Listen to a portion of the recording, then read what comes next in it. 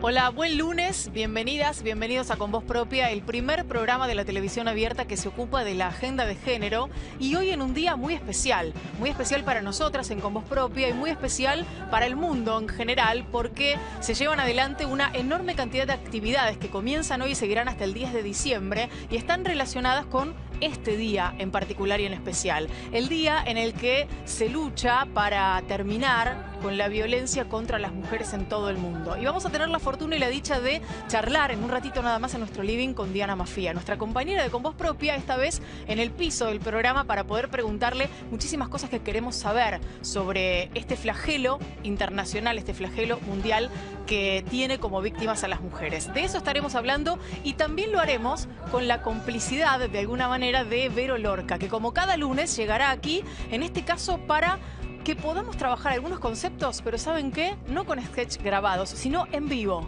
con una suerte de stand-up que estaré acompañando cada uno de los ejes de nuestro programa. Pero comenzamos con las noticias. Los curas del Próbolo recibieron condenas de hasta 45 años de cárcel por violar y corromper a niños sordos. Se trata de los curas Nicola Corradi y Horacio Corbacho y el jardinero Armando Gómez, que recibieron duras penas en uno de los casos más aberrantes de la historia argentina que involucra a hombres de la Iglesia Católica. Poco después del mediodía de hoy, tras un proceso que comenzó el 5 de agosto último, el Tribunal Penal Colegiado número 2 de Mendoza leyó el veredicto para los curas Nicola Bruno Corradi y Horacio Hugo Corbacho Blanc y el jardinero Armando Ramón Gómez, los acusados de abusar y corromper a 11 chicos sordos en el Instituto Antonio Próbolo. Un total de 28 hechos que ocurrieron entre 2005 y 2016, más de 11 años de ataques y torturas sexuales. Sus víctimas, tanto varones como mujeres, tenían entre 7 y 17 años. Corradi, el principal de los acusados en jerarquía dentro del Próbolo, que se moviliza en silla de ruedas, recibió 42 años de cárcel por hechos en grado de autoría y coautoría o partícipe necesario, con figuras de promoción de la corrupción de menores. Corbacho recibió 45 años por hechos que incluyeron imputaciones como abuso simple y con acceso carnal agravados por ser el encargado de la guarda de sus víctimas y ser ministro de culto, además de aprovechar la convivencia, la misma figura que le fue aplicada a Corradi. El jardinero Gómez, que es sordo y para quien el fiscal Alejandro Iturbide tuvo en cuenta atenuantes, como que se trata de una persona analfabeta, de poca instrucción y claramente influenciable, recibió una pena de 18 años. Iturbide había pedido montos de hasta 45 de prisión en su extenso alegato que duró 2 jornadas. La sobrina de Alperovich pide orden de restricción. La sobrina del senador nacional José Alperovich, que presentó una denuncia por abuso sexual contra el ex gobernador de Tucumán en los tribunales locales y en la Unidad Fiscal Especializada de Violencia contra las Mujeres en Buenos Aires, solicitó a la justicia que una orden de restricción de acercamiento se lleve adelante. La joven de 29 años expresó que siente temor por su seguridad personal y además pidió que le prohíban la salida del país a Alperovich a los efectos de evitar una posible situación de fuga. La joven publicó el viernes pasado una carta abierta en distintos medios locales donde relató que fue violentada sexual, física y psicológicamente desde diciembre del 2017 hasta mayo de 2019. El exgobernador declaró que se trata de mentiras y contó que la semana pasada hizo una denuncia por extorsión contra la sobrina, a quien expuso en los medios con nombre y apellido. Y a propósito de esta noticia, un par de novedades. La primera de ellas sigue todavía en Miami. El exgobernador Alperovich y su sobrina, la denunciante, hizo hoy una presentación ante la justicia en una declaración de 3 horas. Resta saber qué hará el Senado de la Nación, además de intentar proteger a la víctima, sobre todo con respecto al tema de los fueros del ahora senador nacional Alperovich. La siguiente noticia habla de una controversia tras la modificación del protocolo ILE. El secretario de Salud, Adolfo Rubinstein, presentó su renuncia al cargo en forma indeclinable tras la derogación publicada en el Boletín Oficial de la Reglamentación del Protocolo de Interrupción Legal del Embarazo, ILE. Rubinstein había aprobado la actualización del protocolo para la atención integral de las personas con derecho a la interrupción legal del embarazo, que regía desde 2015. Allí se incorporaban las recomendaciones internacionales acerca de los procedimientos para la interrupción legal del embarazo, dosis de medicamentos y aspiración manual endouterina y reforzaba la importancia del acceso rápido a la atención integral y a la práctica.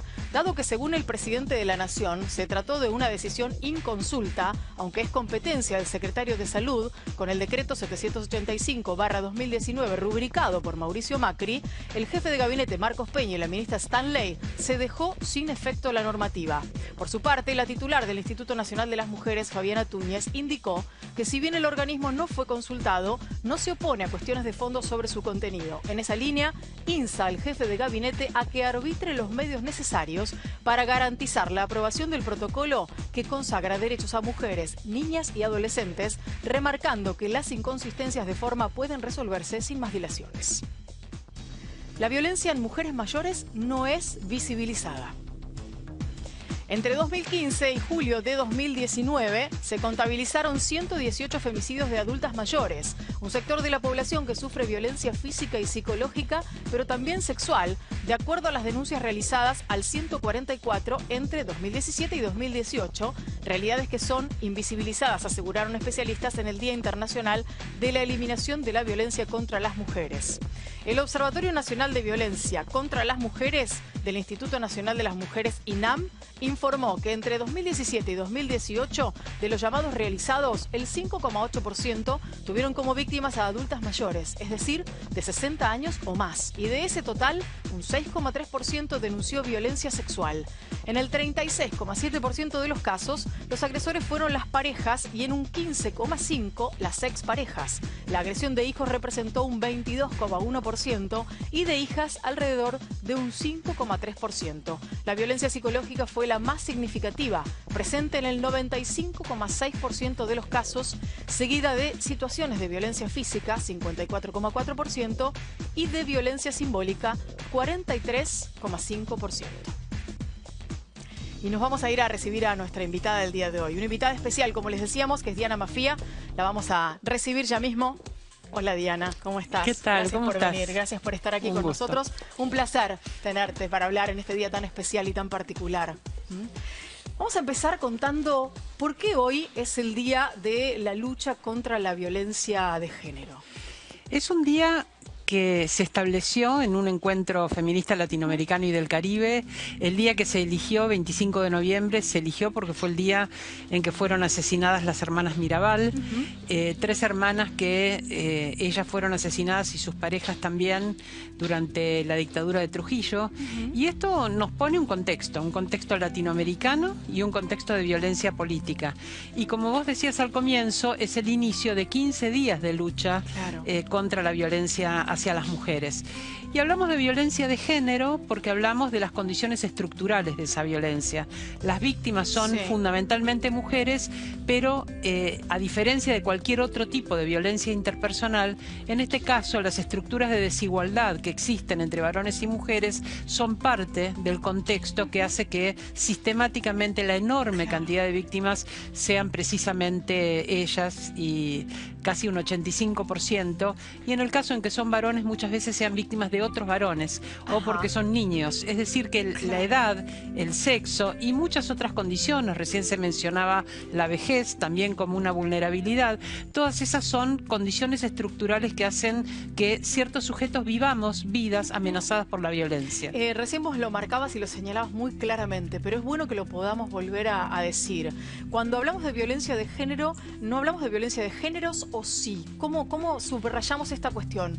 ¿Es de género o es de géneros? Es importante tener esto claro, porque todas las personas tenemos género, pero cuando hablamos de violencia de género, hablamos de aquellos géneros que están socialmente en peores condiciones, subalternizados, en condiciones de fragilidad. Entonces hablamos de las mujeres y de aquellas personas cuya identidad de género sea una identidad vulnerable porque son disidentes o porque sus corporalidades son corporalidades no hegemónicas, porque son personas trans, porque son personas intersex. Entonces, violencia de género es la violencia que afecta a las mujeres por su condición de género subordinado, y otras identidades de género que no son cis, es decir, claro, no son géneros en los cuales las personas tienen la identidad que se corresponde con aquella que les fue asignada al nacer según su genitalidad. Vamos a ir hablando y vamos a ir desglosando el significado global y el significado en particular de este tipo de violencia. Básicamente porque muchas veces uno, al correr del pensamiento, va directo a cuestiones trágicas como es el final de la vida de una mujer o de las mujeres a partir de los femicidios. Tenemos estadísticas tremendas en la Argentina, en muchos lugares del mundo también, pero en nuestro país tiene una muerte cada 31 horas. Son muchísimas las mujeres que han muerto en este año 2019. Las estadísticas no nos acompañan, pero digo, no necesariamente tenemos que llegar hasta ese lugar para hablar de violencia de género. Es que cuando hablamos de violencia de género, incluso cuando hablamos de femicidio, pensamos en un sistema de violencia femicida, es decir, todos aquellos impactos de violencia que finalmente terminan en una muerte, que puede ser interpersonal, pero podría no ser interpersonal. Entonces, el femicidio es como un caso extremo, una violencia extrema de un sistema donde todo el tiempo se están produciendo violencias psicológicas, violencias económicas, violencias obstétricas, violencias morales, violencias institucionales. Todo el tiempo hay un sistema estructural de violencia que muchas veces termina en que esa denuncia de esa mujer no es escuchada, Sí. en que ella misma no percibe el riesgo en el que está, en que cuando dice cuál situación está atravesando, quien debe defenderla no la defiende apropiadamente, y que quien supuestamente tiene restricciones o tiene alejamientos se apropia de su cuerpo y se apropia de su vida impunemente muchas veces, porque la impunidad es parte de ese mensaje que hace a la violencia de género. Diana, vamos a ir proponiendo diferentes ejes y te invito y los invito a todos los que están aquí compartiendo con nosotros y del otro lado de la pantalla también, a que el próximo eje lo abramos con la presencia de nuestra compañera Vero Lorca, que ya está aquí. Vero. Muchísimas gracias. Bueno, hablábamos de violencia y el acoso callejero también es violencia. Sin embargo, hay mucha gente que se queja, ¿no? Con esto de no poder decir más piropos, que te dicen, ya no se les puede decir nada lindo.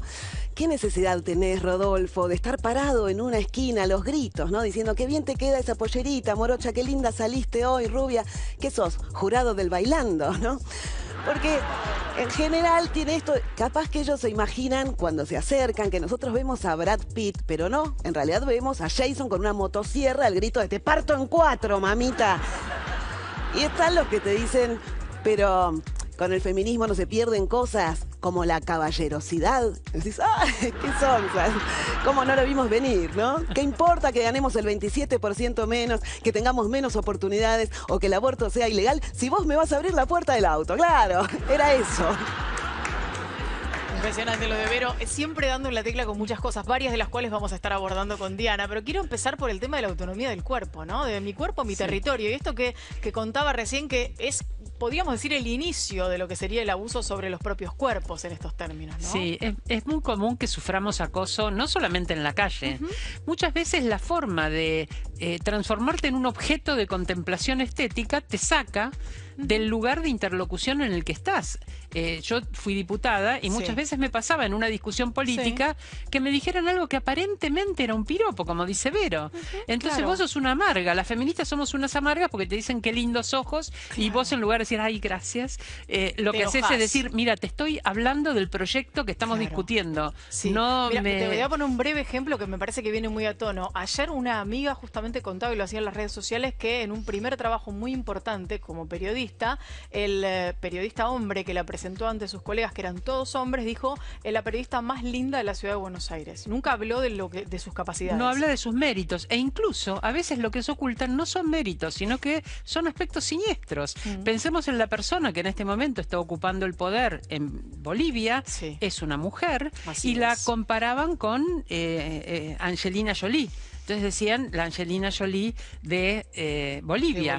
Bueno, ponerte como objeto estético y referirse a tu aspecto es una manera de correrte de la gravedad institucional que ella está encarnando en este momento. Para lo bueno y para lo malo, transformarte en un objeto estético es sacarte del campo del intercambio de iguales, del intercambio de pares, ¿no? ¿Hasta dónde debe llegar la autonomía del cuerpo, la autonomía de nuestro propio cuerpo? Porque tomamos constantemente decisiones que tienen que ver con cuestiones de responsabilidad. ¿Por qué no podemos tomarlas sobre nuestro cuerpo? Porque las mujeres hemos sido sacadas del lugar lugar de la capacidad autónoma. Estamos puestas en el lugar de la dependencia y de la tutela. Así era nuestro Código Penal de 1921, Claro. y a pesar de los 100 años transcurridos, se sigue considerando que las mujeres necesitamos protección. Y es verdad, necesitamos protección. Lo que no necesitamos es que se apropien de nuestra autonomía a cambio de esa protección. Porque las mujeres estamos en peores condiciones sociales que los varones, pero eso no quiere decir que tengan que decidir por nosotras. Y todo el tiempo el reemplazo de nuestras decisiones por decisiones de otras personas nos pone en un lugar de menores de edad perpetuas. Parte del problema, precisamente con el acceso al aborto, Sí. es que no se podía pensar que el aborto fuera no por causales que tienen que estar determinadas por el ojo de un tercero, sino por plazos, y que entonces la mujer deliberara, continúe el embarazo, no lo continúe, tome una decisión y el Estado está para respaldar su decisión autónoma. Es una deliberación moral que tenemos las mujeres. Claro. Esto no es aceptado. No es aceptado porque hay una infantilización. La autonomía física es una parte muy importante, porque cuando una persona depende físicamente de otra, está en una situación de esclavitud. Absolutamente. Cuando vos, tu cuerpo, no realizás lo que vos querés con tu cuerpo, sino lo que otro u otra u otro determina que vas a hacer con tu cuerpo, Sí. entonces no estás actuando según tu voluntad, sino según la voluntad de otro sujeto. Eso es una condición de esclavitud. El concepto de autonomía Sí. es un concepto que justamente se creó en la modernidad para salir de un sistema de esclavitud donde unos sujetos sin voluntad dependían de un amo que les indicaba lo que tenían que hacer. Claro. Bueno, las mujeres seguimos en una situación de esclavitud. Claro, digamos que en aquel momento, en el momento de la esclavitud, no importaba si eran hombres o mujeres, eran esclavos o amos. Aquí hemos ahora dividido las aguas entre los hombres y las mujeres. de Un alguna poco manera. importaba, porque en Claro. todos los segmentos sociales las mujeres están peor que los varones. Y ese varón esclavo Históricamente. tenía todavía la potestad sobre el cuerpo de la mujer esclava. Entonces, en general, la cuestión de género atraviesa muchas otras vulnerabilidades. Las mujeres no somos una minoría social, somos parte de las mayorías y de las minorías. Y donde estemos, vamos a estar en una situación de mayor vulnerabilidad. Diana, vamos a seguir hablando. Tenemos que hablar de algunas otras cuestiones y ejes que hemos planteado que tienen que ver, por ejemplo, con cuestiones de autonomía económica y otros factores que nos ponen también en un lugar de vulnerabilidad, en un lugar más abajo en la escala social de muchos aspectos, y por supuesto que hay una lucha de por medio. Pero antes de irnos a la pausa, te propongo que una vez más compartamos con Sí. Vero Lorca uno de sus segmentos. La cultura machista nos impone roles desde la infancia, en muchas cosas, en los juegos, en los cuentos, en los dibujos animados. Cenicienta, por ejemplo, una mujer que limpiaba y que era humillada por sus hermanastras y su madrastra, porque claro, entre las mujeres nos llevamos mal siempre, que asiste a un baile que da el príncipe para elegir entre todas las solteras. O sea, era como ir a comprar muebles. Me voy a llevar la lámpara, el espejo y dame la rubia que me hace juego con todo, ¿no? Era como... En los dibujitos, por lo menos los de mi época, Penélope Glamour, una mujer adelantada para su época porque manejaba en una carrera de autos locos. Los demás autos tenían cosas para ganar la carrera. Se sumergían, volaban, andaban en dos ruedas. El de ella tenía un espejito y un lápiz de labios automático. Ok, perdía, pero llegaba divina, que era lo importante.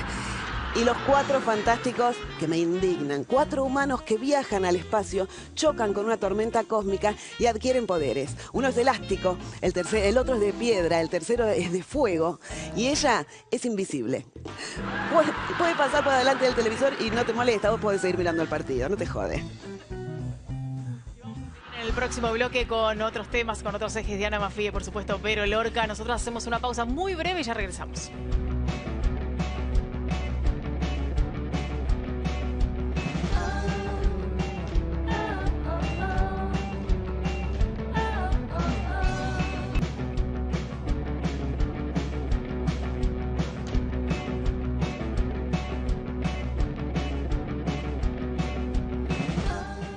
Programa especial de Con Voz Propia en este Día Internacional de la Lucha contra la Violencia de Género, y estamos con Diana Mafie, a quien le agradecemos nuevamente por estar aquí. Es un placer de verdad tenerte. Para mí también estar De acá. verdad.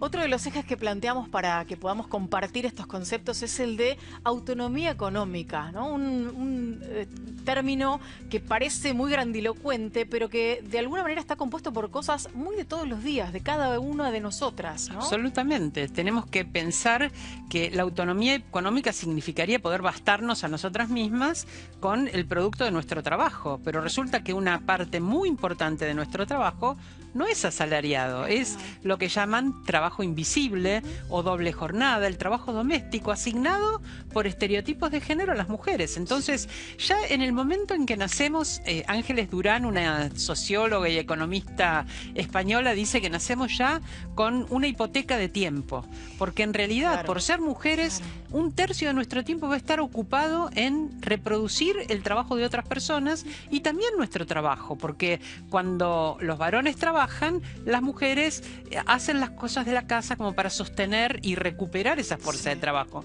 Cuando somos nosotras, recuperamos nuestras propias fuerzas de trabajo. Llegamos y tenemos que hacer toda la tarea doméstica agregada a nuestra tarea habitual. Eso implica que nuestros trabajos muchas veces no son de tiempo completo, porque las tareas de cuidado imponen horarios restrictivos para la crianza, que está también incluida dentro de ese paquete que nos asignan a las mujeres. También hay una brecha salarial que implica que aun cuando tengamos la misma formación y tengamos las mismas responsabilidades, nuestro salario va a ser un 27% menor en nuestro país. Hay una brecha del 27%, internacionalmente es aproximadamente así. Por otro lado, los trabajos más informales son los asignados a las mujeres. Cuando hablamos del trabajo informal, la mayoría son mujeres. Y el trabajo doméstico, el escalón más bajo dentro de los trabajos asalariados, en general en un 90% está cubierto por mujeres, que van a hacer el trabajo doméstico en su casa y lo van a hacer en casas de otras personas. Algunas cuestiones que han ido pasando en estos últimos tiempos en el mundo, pero son pastillitas apenas o un granito de arena en el medio de una enorme playa, tienen que ver con empezar a trabajar en función de eso. Pienso así rápidamente en las jugadoras de fútbol que lograron equiparar sus salarios con el de los jugadores de fútbol varones. Pienso en algunas medidas que se van tomando, o incluso en el propio pedido de los varones aquí en la República Argentina para tener una mayor cantidad de tiempo a la hora de ser padres para quedarse con sus hijos. ¿Pensás que en algún momento vamos a poder ver que esa realidad forme parte de nuestras vidas o está demasiado lejos en el tiempo? Creo que hay un avance, pero creo también, y en esto está de acuerdo la Organización Internacional del Trabajo, que tiene una intensa investigación al respecto, que el avance es lento y va a tardar mucho en equiparar, porque hay muchos estereotipos de por medio. Que los varones pidan licencia por paternidad es importante porque a la hora de contratar a una persona no sabemos si es varón o mujer, si va a pedir licencia por tener un hijo o una hija, y por lo tanto eso igualaría las condiciones de contrato laboral. Aunque los embarazos los llevan personas con capacidad de gestar, por lo tanto, salvo que sean varones trans y que entonces su paternidad sea una paternidad gestante, vamos a tener ejemplos mucho más complejos, porque la ley de identidad de género habilita situaciones más complejas, pero la mayoría de quienes son afectadas son las mujeres, y todavía entonces esa asignación por estereotipos de género las va a afectar especialmente, pero las licencias son un avance. También el hecho de que profesionalicemos a alguien como las jugadoras de fútbol, bueno, que finalmente se reconozca, que los clubes reconozcan que son jugadoras profesionales, les permitirá tener un salario, pero no van a tener los sponsors que tienen los jugadores y muy probablemente los premios no van a ser iguales. Es muy interesante ver en los deportes cuál es el premio económico que se da cuando ganan mujeres y cuando ganan varones. Son totalmente disímiles, porque el estereotipo que hay es que en una pareja, siempre pensada de manera heterosexual, el varón es el proveedor y él es el que tiene entonces mayor necesidad de ganar dinero porque es el que tiene que sostener a la familia. Esto está desmentido. La ciudad de Buenos Aires tiene un 40% de mujeres solas, jefas de hogar a cargo de sus hijos. Esta idea, este estereotipo sobre lo que es la familia con un proveedor y una mujer que cuida, está desmentido estadísticamente y sin embargo sigue funcionando en nuestra cabeza como si fuera la norma. Y esto hace que creo que se calculan aproximadamente 450 años para alcanzar la equidad laboral. Claramente no lo vamos a ver. Y si de estereotipos se trata, la belleza seguramente lo es, ¿o no, Vero Lorca?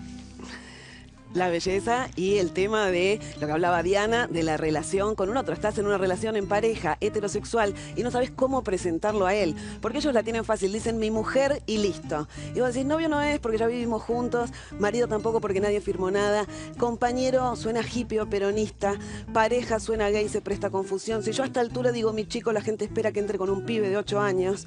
Y decís, ¿por qué no puedo decir mi hombre? Porque nosotras no tenemos. Si no, fíjense en el tema de los apellidos, que son patrimonio exclusivo de los muchachos. O sea, vos te casás y te pones de el apellido de tu marido. Decís, no, me voy a quedar con el de soltera, es el de papá. Me pongo el de mamá, es el del abuelo. Si las chicas no tenemos apellido, lo tomamos prestado del hombre que tenemos cerca. Yo le iba a pedir al camarógrafo si me presta el suyo esta tarde. Y es raro casarse, y sobre todo porque te dicen, los declaro marido y mujer. Y antes que era un Teletubby, un poco raro. Impresionante, es fabulosa Vero con estos conceptos que además de regenerarnos un poco a todos, nos ponen en clave de humor también a entender un montón de cuestiones. Qué significativo esto que decía recién con respecto al tema de esta otra falta de autonomía, ¿no? La de la autonomía de esos hombres que nos dieron la vida, nos dan el matrimonio, somos como de alguien todo el tiempo, constantemente. Sí. Y eso también de alguna manera hace que estemos lejos de la posibilidad de tener una autonomía en muchas tomas de decisiones e incluso en el acceso al poder, por ejemplo, ¿no? Sí, claro, porque además pensemos que así era en el Código Civil. Las mujeres estábamos bajo la tutela de nuestro padre y luego de nuestro marido. El honor era el honor del varón de la familia.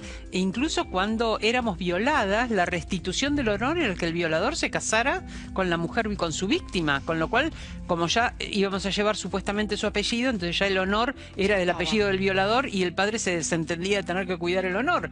Las mujeres éramos como parte del patrimonio del jefe de familia. Tenía su casa, su auto, su mujer y sus hijos. El su es un subpatrimonial.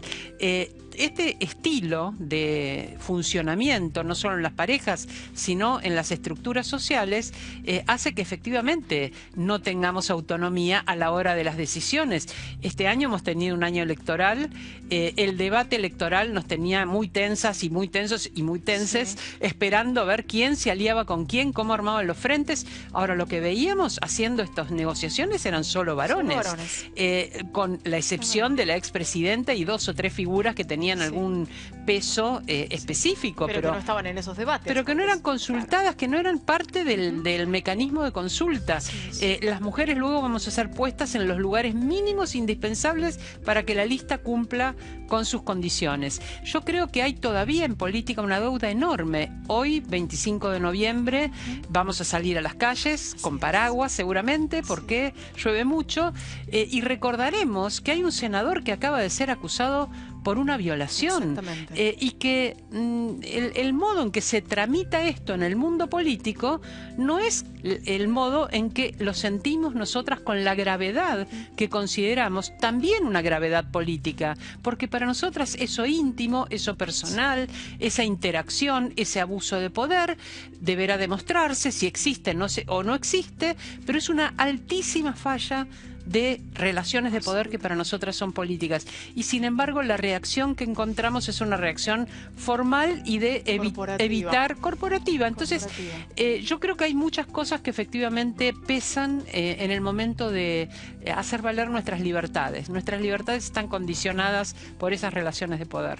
Vamos a recordar la línea 144, lo hacemos constantemente todos los días aquí en Con Voz Propia, pero una vez más recordar que esa línea tiene del otro lado para vos, que necesitas ayuda, que querés contar lo que te está pasando, una respuesta, un trabajo que se hace incesantemente para que puedas tener respuestas a tus problemas. 144 es esa línea donde vas a encontrar seguramente la contención que necesitas. ¿Una reflexión final, Diana? La reflexión tiene que ver con que los derechos de las mujeres son derechos humanos, que debemos tomar en serio los derechos de las mujeres, que una vida libre de violencia es nuestro derecho y que ese derecho es a conocer la verdad cuando hay situaciones de violencia, a ser juzgadas esas situaciones de violencia, a que no se repitan, a tener garantías de no repetición, a reparar las situaciones de violencia. Y para eso la respuesta del Estado debe ser una respuesta sistemática. No es solamente la cuestión de cada mujer en la relación interpersonal, es la estructura de poder en la cual las mujeres vivimos nuestras vidas. Diana, un placer. Quiero agradecerte que estés aquí. Es un placer para nosotros además contar con tu presencia en el programa todas las semanas. Gracias a Vero Lorca, un placer tenerte aquí en vivo. Y nosotros nos vamos hasta mañana. Mañana en Con Voz Propia volvemos a las 4 de la tarde en la televisión pública argentina. Hoy empiezan estos actos. Salgamos a las calles. Chau, hasta mañana.